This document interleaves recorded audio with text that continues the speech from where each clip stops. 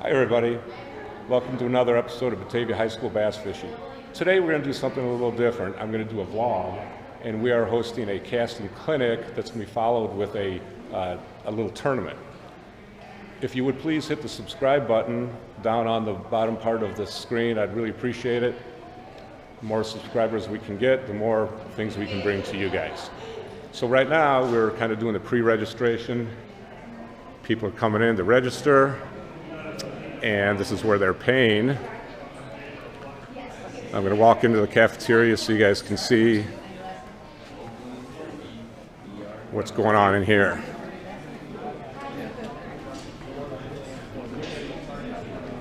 So this is our high school cafeteria, and we've got targets set up for everybody to compete on. Right now, we're about 15 minutes away from the competition beginning, and guys are just practicing.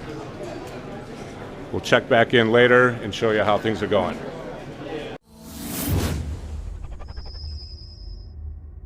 It's the middle of February, the weather's crappy outside, and so we've got people from all over the Chicago suburbs, some as many as 2 to 3 hours away, have come to compete here.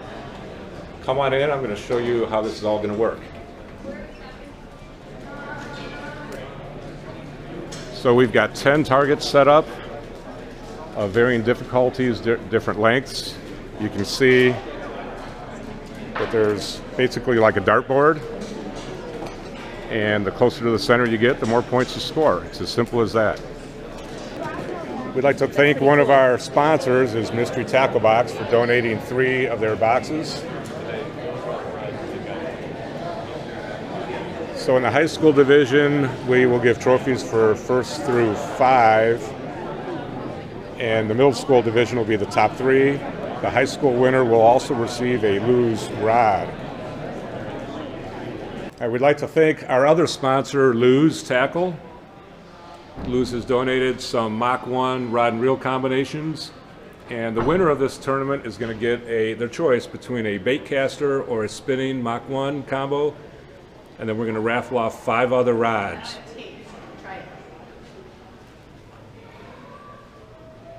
There's so many opportunities out there for you kids. I hope you take advantage of it.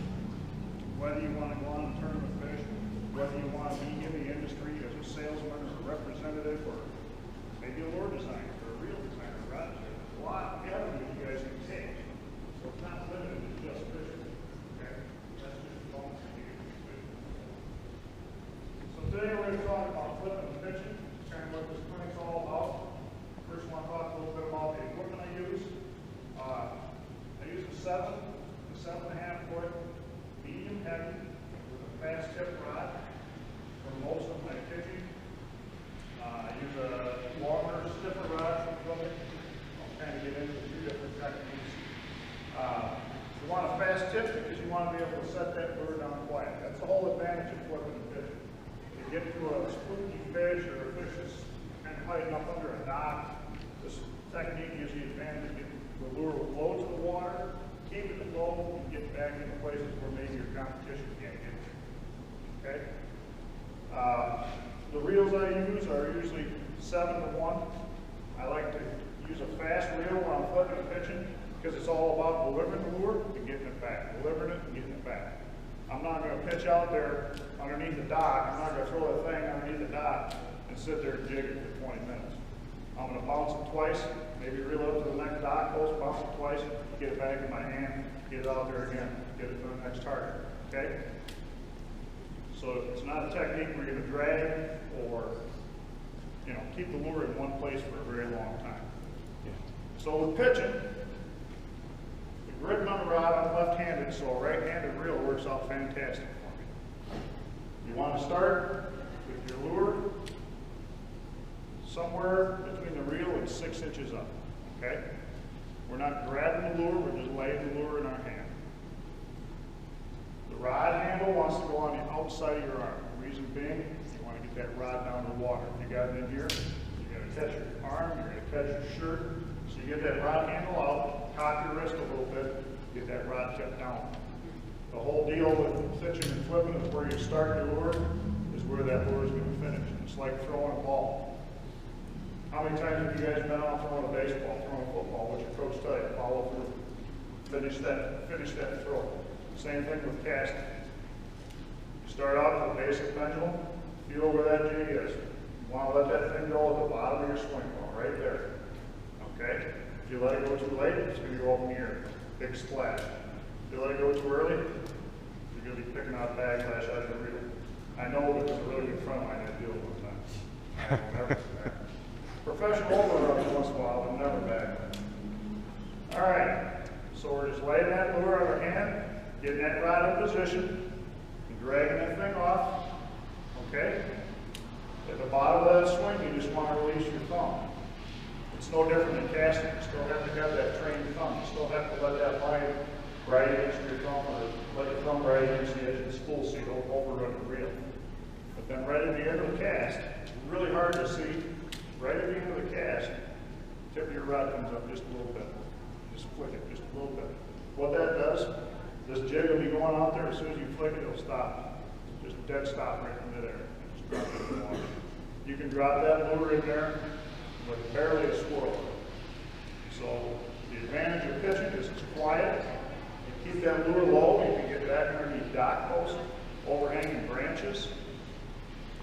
All right, so that's pitching. That was a little bit high. You don't ever want to hold the lure. The first thing that's going to happen when you hold the lure is you hold the rod. It's not just going to do that here. That slack in the rod, or in the line. You get that slack, and that lure is just going to dance all over the place. So you just want to pull it off your hand and deliver it to your target. Yep. So flipping is more a technique I use when I'm fishing. A consistent line. Like if I was running my boat right down here and you guys are weed lines, control my line. I'll make my first cast. If I'm going to be that far from shore, I engage my reel, pick up my line. Usually I use my middle finger, whatever you're comfortable with, your hand, your thumb. I've seen guys do it all different ways. And then you're just picking it up to the back of the rod, dipping it back down, and going back in. And you follow that tension is always on your line. And look at how easy that sets on the floor there. Okay? So you're just working with a controlled amount. So if I'm on my trolling motor and I'm going down a weed line and I want to hit every one of them holes, and this is just about how fast you go down here too.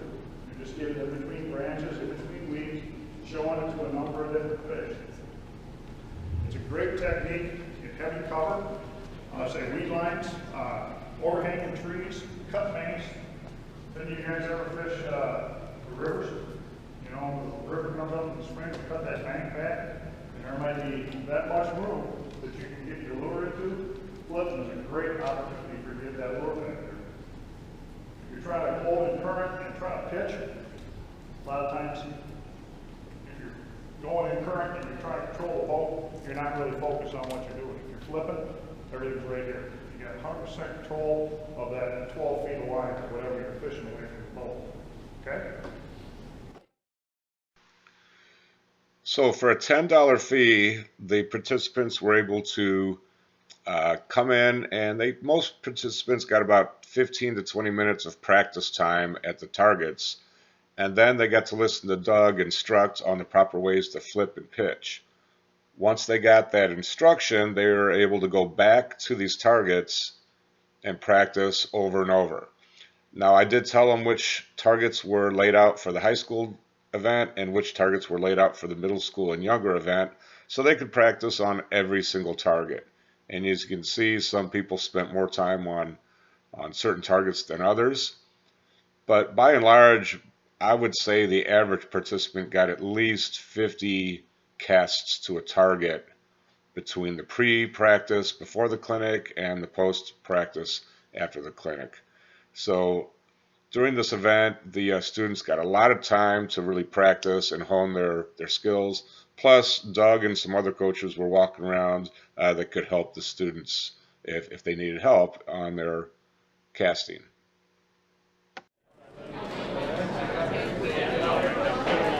All right, make it a good one. You're on film. You're going to be on YouTube. Oh, pretty sweet.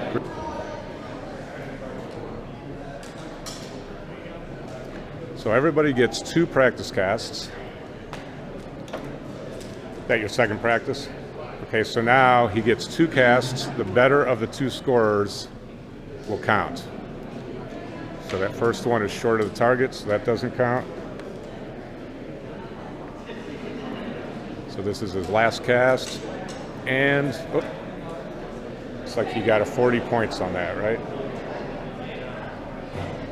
So here's the scorecard.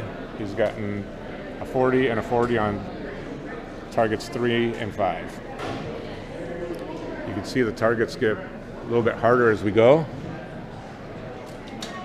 Our other rule is if you hit the ground before the target, it doesn't count. And if they pull the target back towards them after it hits the target, it doesn't count.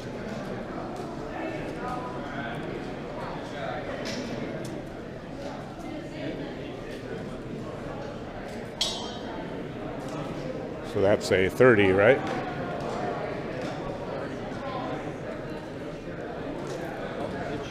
So we got 30 on that one. And on our last target, it's kind of an all or nothing. If they hit it in the center, they get 50. On this one, they can bounce it into the hole if they hit the garbage can lid. So these are practice casts. So now these are the real casts right here.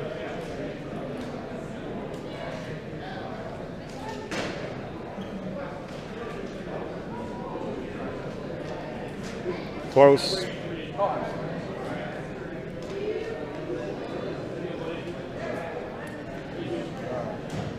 All right, so he's now going to get these added up. Looks like some pretty good scores here. The only one he zeroed on was the last one, and a lot of people will zero on the last one. So he's going to add it up. Okay. If you want to go back through, you can for $5. Okay. And so now we add them up, and we'll keep track of all the scores right here. All right, we're going to do a little check-in here. We started alphabetically. We're on letter H right now, and after they're done, they come over here, and right now leading is 340 points. Now we've got 10 targets. The maximum they could score would be 500. So anything over 300 is going to be a very good score. So we'll check back in a few minutes and let you know how things are going. This year, for the first time, we had a middle school and under division. So anybody that was in 8th grade or younger could participate. And I believe the youngest we had participating this year was somebody that was 8 years old.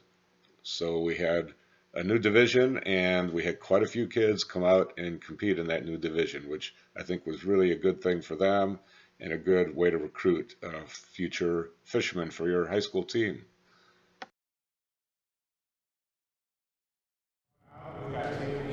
Pretty far away, so people are over 2 hours. So thanks so much for coming. Great turnout, great scores. It's amazing how good you have to get into casting.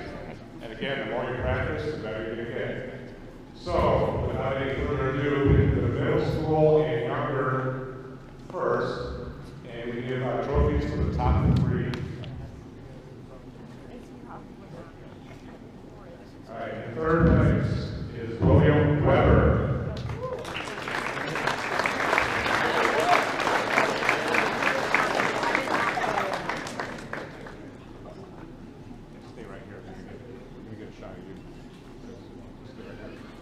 In 2nd place is Henry Howell.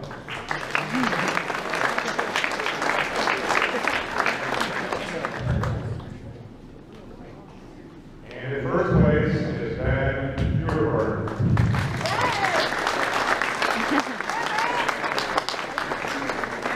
Now you're going to walk out there and make sure they're all.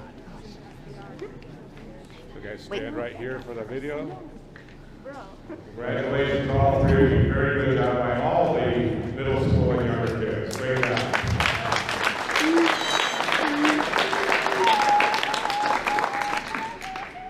In the high school division, we had to do a cast-off, and in 5th place is Fisher Overland.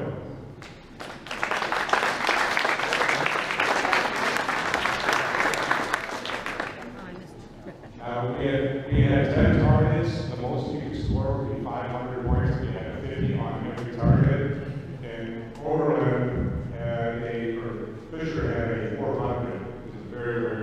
score. They were tied, but Sophie won the cast off. So Sophie Northrup.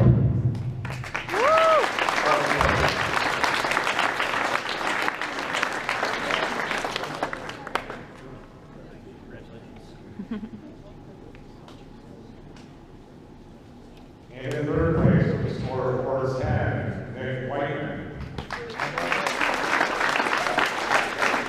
Oh, yeah, Nick. In second place, with a score of 4-20, Christian Hernandez.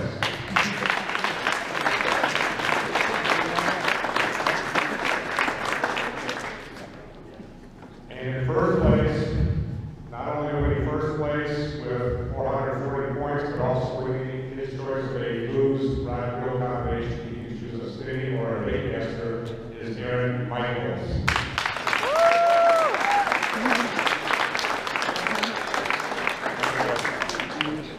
I'll take the cast.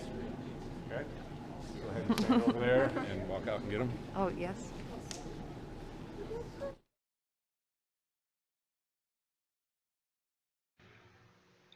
At the conclusion of the event, we raffled off fishing gear to all participants.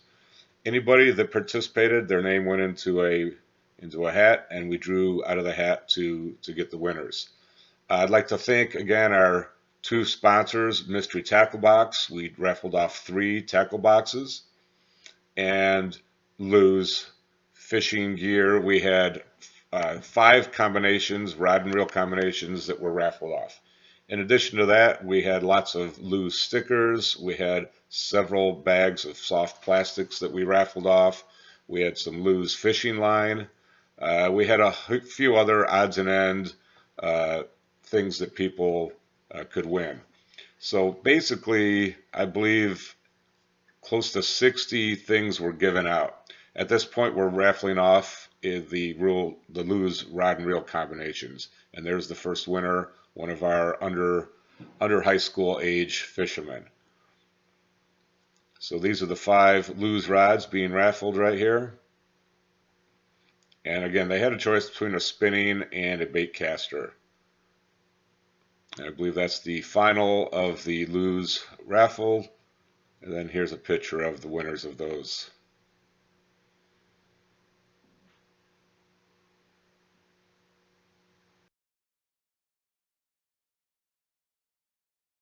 So we had a successful event. We're just cleaning up right now. And we had several people who were able to hit the targets every single time, and a lot of 50s. You guys did a really, really good job. Thanks for tuning in. Be sure to hit subscribe, and we'll see you on our next video.